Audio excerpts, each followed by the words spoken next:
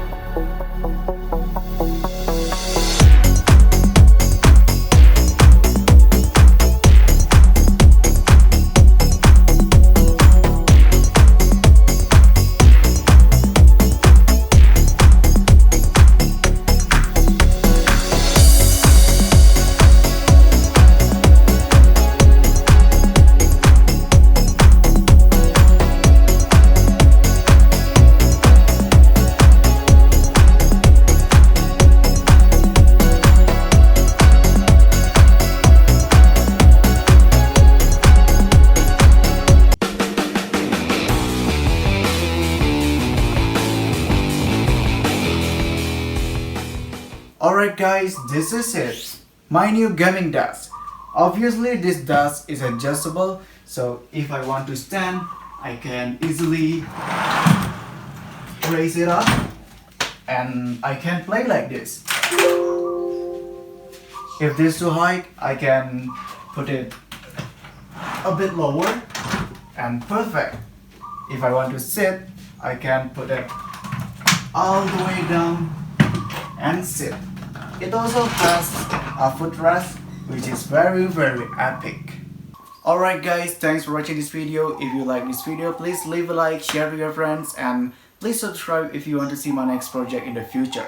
As always, stay creative.